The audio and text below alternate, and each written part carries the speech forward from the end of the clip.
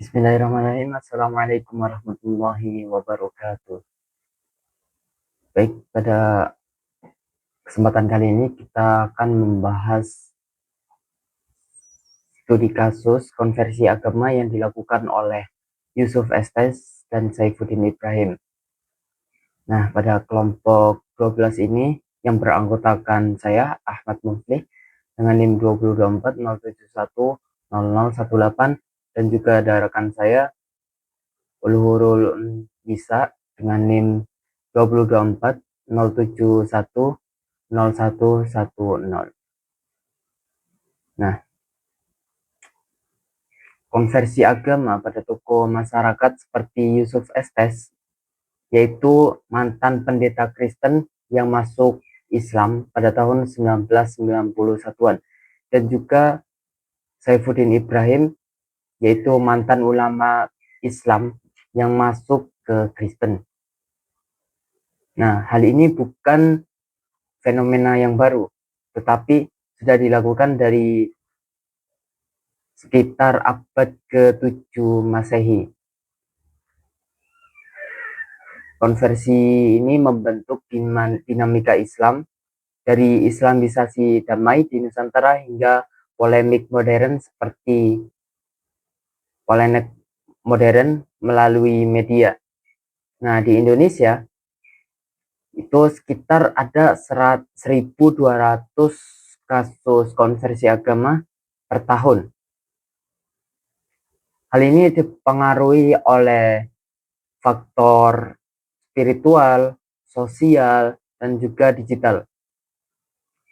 Pada kasus Yusuf SS ini dan Saifuddin Ibrahim, itu kita bisa mengaitkan historisnya,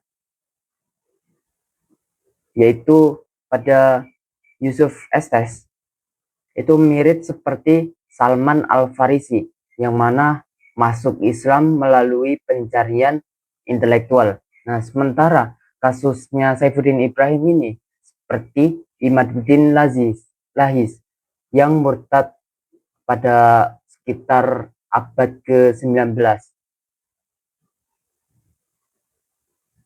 Oke, pada pembahasan kali ini itu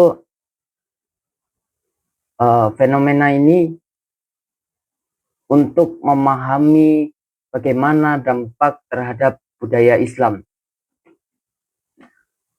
Oke, untuk rumusan masalah dan juga tujuan penelitian kami, itu kita akan mengetahui bagaimana latar belakang dan proses terjadinya konversi agama di kedua figur publik ini, yaitu Yusuf Estes dan juga Saifuddin Ibrahim. Lalu kita bisa mengetahui hubungan sistematis dengan sejarah kebudayaan Islam dan mengetahui pasca konversi dalam pembentukan identitas budaya Islam. Kita masuk ke pengertian konversi itu sendiri. Konversi itu merubah keyakinan beragama secara sukarela yang melibatkan faktor internal dan juga eksternal. Nah, faktor internalnya ini bisa dianggap konflik jiwa, dan juga faktor eksternalnya yaitu bisa dari dakwah ataupun media yang masuk ke pelaku konversi agama. Ada teori, yaitu teorinya Max Heirich, itu mengklasifikasikan konversi agama ini melalui dua, yaitu yang pertama kemauan dan yang kedua paksaan. Kemauan untuk berpindah agama atau konversi agama, dan juga ada paksaan. Konversi agama atau berpindah agama itu karena dipaksa. Dalam Islam, dalam Al-Quran surat Al-Baqarah ayat 256 ditegaskan bahwa la ikraha fiddin, yang maknanya tidak ada paksaan di dalam beragama, entah dia mau agama Islam ataupun Kristen ataupun Katolik. Nah, itu tidak ada paksaan di dalam Al-Quran. Dalam konteks ini, kedua figur tokoh yang diteliti, Yusuf Estes dan Saifuddin Ibrahim, meskipun berasal dari latar belakang yang berbeda, tetapi memiliki kontribusi yang signifikan dalam membentuk persepsi publik terhadap agama dan spiritualitas melalui pengalaman pribadi mereka yang kompleks. Selanjutnya kita akan membahas mengenai sejarah kebudayaan Islam dan konversi agama itu sendiri. Yang pertama, pada periode awal, pada abad ke-7 sampai 10 Masehi, itu konversi massal melalui piagam Madinah seperti Salman Al-Farisi yang berpindah dari Kristen ke Islam, ini membentuk toleransi budaya. Pada masa Nabi Muhammad SAW dan Khulafaur Rasyidin, konversi ke Islam ini sering melalui dakwah damai, perjanjian seperti Piagam Madinah dan teladan moral. Mirip pendekatan Yusuf Estes yang menekankan dialog Alkitab ke Islam tanpa kontroversi, tanpa konfrontasi. Nah, seiring berjalannya waktu, Islam ini menyebar ke Persia, ke Bizantium, dan Afrika Utara melalui perdagangan sufi, menghasilkan kebudayaan sinkretis seperti seni kaligrafi dan arsitektur masjid, seperti Masjid Kuba. Yang selanjutnya yaitu pada masa Abbasiyah, pada abad ke-8 sampai 13 Masehi. Nah, pada masa ini ada elit konversi, yaitu Hunain bin Ishaq, menghasilkan rumah hikmah filsafat Ibnu Sina. Nah, pada era Baghdad itu melihat konversi tokoh masyarakat seperti sarjana Yahudi dan Kristen, misalnya Hunain Ibnu Ishaq tadi itu masuk Islam dan menerjemahkan teks Yunani, yang mana hal ini membentuk Golden Age Islam dengan House of Wisdom. Ini merupakan latar belakang paralel dari Estes, dari Yusuf Estes sebagai pendeta yang beralih melalui kajian teks suci yang berkontribusi dan pemikiran ilmiah. Sebaliknya, murtad langka tapi kontroversial, seperti kasusnya Mansur Al-Hallaj yang dieksekusi pada tahun 1922, pada tahun 922 Masehi karena ekstasi sufi dianggap bid'ah. Nah, kebudayaan Islam ini berkembang melalui mazhab Hanafi, Syafi'i, itu yang mengakomodasi, mempengaruhi seni budaya. Yang ketiga yaitu pada era Nusantara. Nah, pada Nusantara kali ini salah satunya yaitu Wali Songo yang dilakukan oleh Sunan Kalijaga, itu menggunakan wayang sebagai alat dakwah sinkretisme Islam Jawa. Di Indonesia, konversi massal melalui Wali Songo atau Sunan Kalijaga menggunakan wayang untuk berdakwah. Itu mirip strateginya yang dilakukan oleh Yusuf Estes, sehingga menghasilkan kebudayaan Islam Jawa seperti adanya selamatan, terus adanya gamelan Islami. Nah, selanjutnya yaitu kasusnya Saifuddin Ibrahim ini mencerminkan elit murtad seperti yang dilakukan oleh ulama Minangkabau pada era kolonial, di mana kritik internal ini memicu adanya konversi ke Kristen. Selanjutnya pada era kolonial modern pada tahun pada abad ke-19 sampai 21 Masehi. Ada ulama yang murtad yaitu Abdullah Al-Qasimi. Itu tanggapan ulama ini murtad lalu ditanggapi oleh Muhammadiyah melalui radio dakwah, sehingga konversi Kristen ini naik melalui misionaris. Nah, seperti kasusnya itu di Minangkabau sendiri.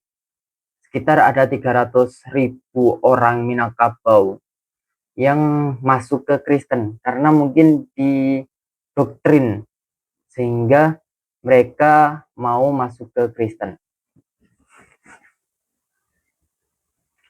Selanjutnya yaitu pada era kontemporer. Nah, dakwah digital seperti yang dilakukan oleh Yusuf Estes melalui YouTube-nya. Ada juga polemik dari Saifuddin Ibrahim. Nah, kasus Yusuf Estes dan Saifuddin Ibrahim ini mencerminkan pola sejarah, yaitu konversi masuknya Islam melalui internet, sementara murtad mempengaruhi sekularisme. Hal ini membentuk kebudayaan Islam digital, dakwah melalui YouTube. Tetapi juga polarisasi atau polarisasi seperti konversi agama di Indonesia. Mungkin itu saja. Selanjutnya dilanjutkan oleh rekan saya yaitu Ulun. Kepadanya disilakan. Oke teman-teman, aku di sini mau jelasin tentang profil Yusuf Estes, yang dimana latar belakang keagamaannya itu, beliau itu dilahirkan dari keluarga Kristen yang benar-benar taat dengan tradisi pelayanan gereja yang sangat kuat ya. Nah, dia juga menjadi pendeta dan mendalami teologi Kristen secara mendalam. Nah, proses konversinya itu beliau tuh mempertanyakan mengenai konsep Trinitas dan ketuhanan Yesus secara pencarian intelektual nih. Nah, di dalam dialog dia dengan Muslim itu ada membahas tentang pandangan Islam terhadap Isa atau Yesus, sebagaimana Nabi itu membuka jalan konversinya pada tahun 1991. Nah, di sini beliau itu menggunakan pendekatan dakwah itu dengan bahasa teologi Kristen, masih menggunakan bahasa teologi Kristen, dan melakukan perbandingan ajaran secara argumentatif. Dan beliau itu juga menjawab keraguan-keraguan non-Muslim tentang Islam itu sendiri. Yang kedua, kita akan membahas tentang profil Saifuddin Ibrahim nih. Kalau di sini beda sama yang tadi, kalau di sini beliau itu dilahirkan dari keluarga Muslim yang sangat taat gitu ya guys, dan dikenal sebagai ulama serta pendakwah Islam dengan otoritas di kalangan Muslim yang sangat kuat gitu. Proses konversinya itu beliau itu mengalami keraguan secara spiritual nih terhadap ajaran Islam seiring berjalannya waktu. Beliau itu juga mempelajari berbagai agama dan akhirnya itu memeluk agama Kristen. Kemudian beliau itu menjadi pendeta. Nah, selanjutnya peran pasca konversinya itu apa? Nah, beliau itu aktif menyampaikan kritik terhadap Islam, menggunakan pengetahuan keislamannya sendiri, sebagaimana beliau itu adalah mantan ulama. Beliau itu berperan dalam perdebatan antara Islam dan Kristen secara intelektual dan polemik. Nah, di sini ada dua apa namanya ya, dua tokoh, dimana yang pertama itu dari Kristen, beliau pindah agama menjadi Islam. Nah, yang sebelumnya dia itu adalah Muslim yang taat, malah pindah haluan ke Kristen. Nah, di sini ada perbandingan komparatifnya dari aspek proses konversinya. Kalau Yusuf Estes itu kan jadi masuk dari Kristen ke Islam nih, itu ada intelektualnya itu melalui dialog dan kajian teks suci. Sedangkan Saifuddin Ibrahim itu adanya kekecewaan secara spiritual dan studi komparatif agamanya itu sendiri. Nah, selanjutnya apa sih kaitan historisnya? Kalau Yusuf itu dari paralel dengan era Abbasiyah dan Wali Songo, sedangkan Saifuddin itu paralel dengan murtad era kolonial Imanuddin Lahdis gitu ya. Nah, apa sih dampak untuk budayanya sendiri? Kalau dari Estes itu adanya dakwah yang inklusif dan dialog antar agama nih guys. Nah, sedangkan Saifuddin sendiri itu adanya debat daring dan kritik yang sangat terbuka. Nah, medianya apa yang digunakan? Medianya itu YouTube global dan dakwah digital. Sedangkan Saifuddin itu menggunakan intelektual polemik dan konfrontatif. Nah, pendekatannya itu melalui apa? Melalui jembatan Islam ke Kristen itu secara damai. Kedua tokoh ini tuh mencerminkan pola historis konversi dalam Islam nih. Masuk melalui pencarian intelektual versus keluar melalui kekecewaan spiritual. Keduanya membentuk dinamika kebudayaan Islam yang kontemporer. Selanjutnya nih guys, kita masuk yang terakhir, itu ada kesimpulan. Apa sih kesimpulannya? Konversi sebagai perjalanan spiritual nih. Konversi agama itu bukan sekedar perubahan keyakinan saja, tetapi adanya perjalanan spiritual yang dipengaruhi oleh pencarian pribadi yang mendalam. Terus apa peran media masanya gitu kan? Nah, perannya itu sangat penting dalam membentuk persepsi politik terhadap konversi agama itu sendiri, yaitu memberikan platform untuk mempengaruhi pandangan masyarakat. Nah, dampak sosial budayanya apa nih? Kalau Yusuf Estes itu menjembatani dari perbedaan Islam dan Kristen itu secara damai ya guys. Sementara Saifuddin Ibrahim itu menggunakan pendekatan yang polemik untuk mengkritik Islam itu sendiri. Nah, penelitian tentang konversi agama pada figur politik ini menjadi sangat relevan dalam studi agama, budaya, dan juga sosial.